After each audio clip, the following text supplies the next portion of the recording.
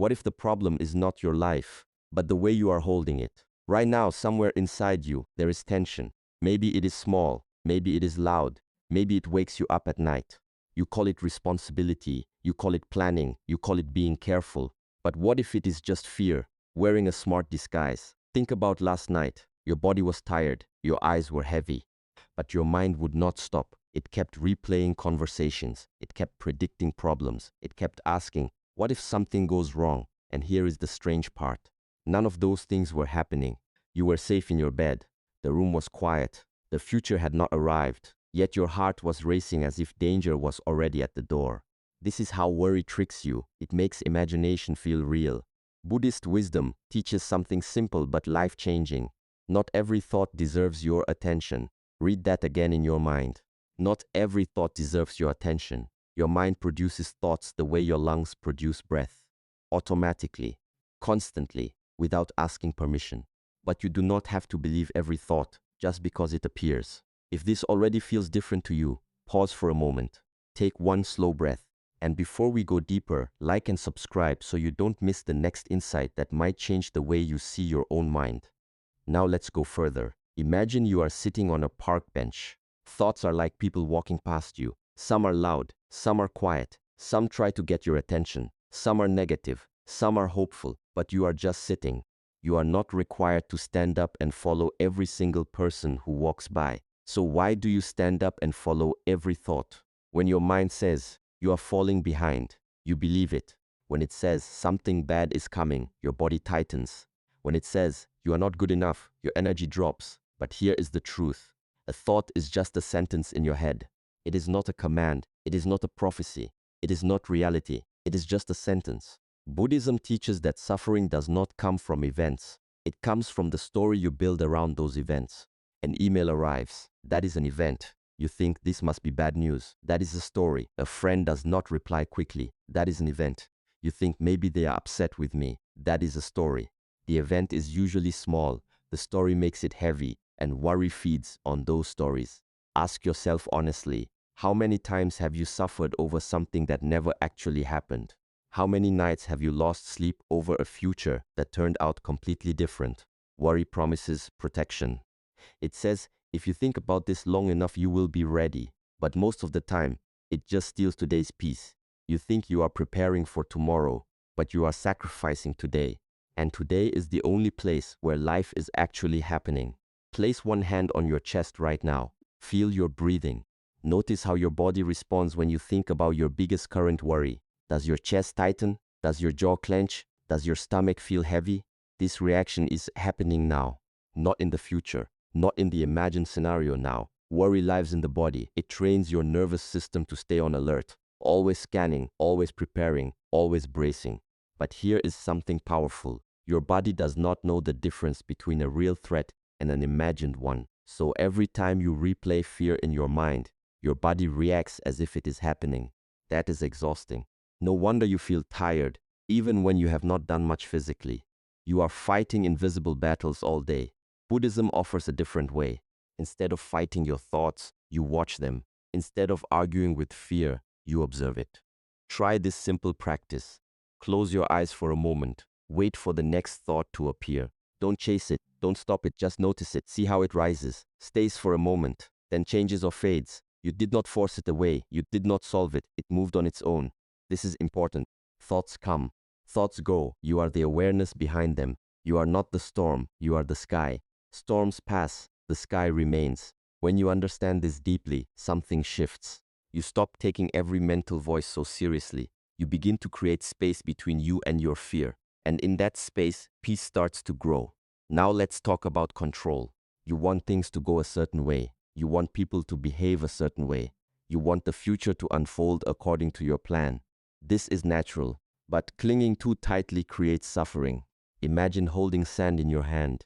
If you squeeze hard, the sand slips out faster. If you open your palm gently, the sand rests there. Control is like squeezing. Trust is like opening your hand. Detachment does not mean you stop caring. It means you stop demanding. You still work hard. You still love deeply. You still try your best. But you release the need for everything to happen exactly as you imagined. And when you do that, your body relaxes, your mind clears, your actions become stronger. not weaker, because fear is no longer leading them. Another powerful truth is this: resistance is what drains you. When something happens and you think, this should not be happening, your energy drops. Reality is already what it is. Arguing with it does not change it. It only makes you tired. Acceptance is not giving up. It is seeing clearly. It is saying, this is what is happening right now. Now what is the best response?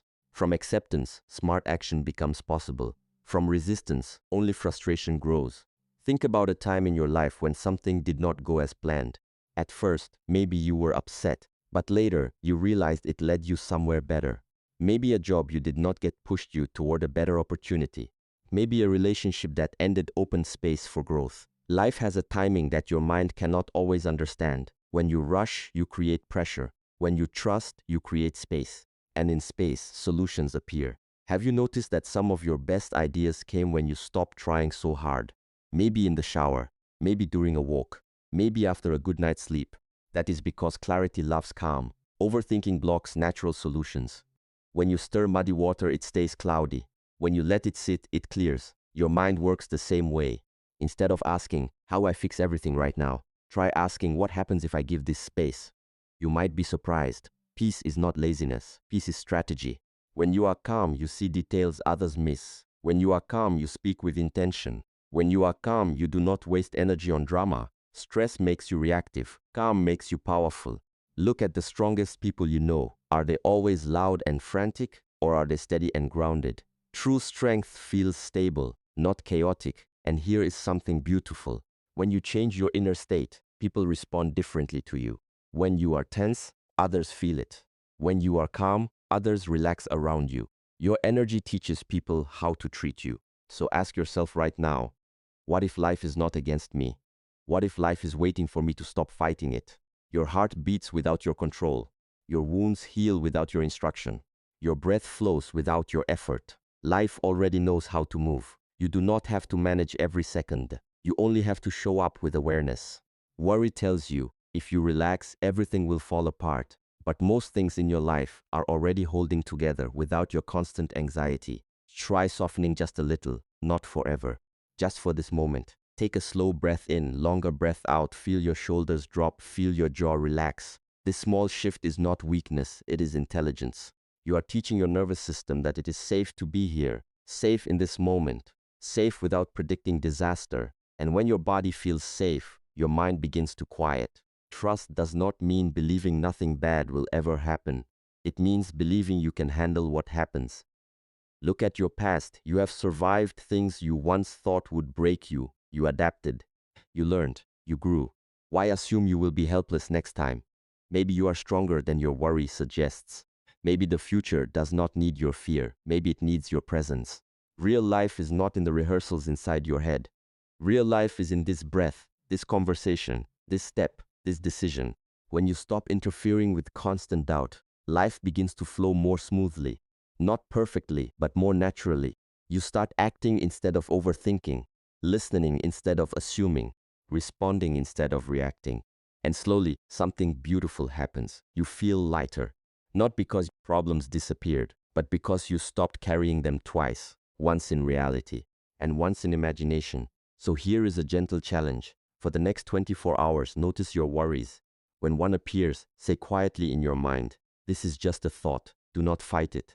Do not follow it. Just label it. Just a thought, and then return to what you are doing. Again and again. This is how you train awareness.